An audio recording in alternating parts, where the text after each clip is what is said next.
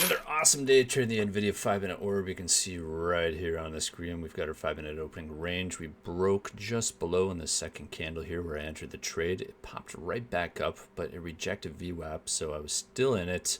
I actually added to it here, came all the way down, sold about 90% of my position here, and then the other 10% just after we passed PT1, which is great because it popped right back up after that.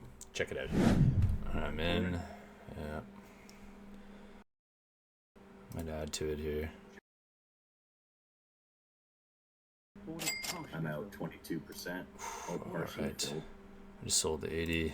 A little bit more. 20. Ah, here we go. This is beautiful, beautiful. Here you go. Oh, nice. All right. I'm like 90% out at PT1. Nice. That's the best trade I've ever done. Hell yeah. Paper or real. Hell yeah.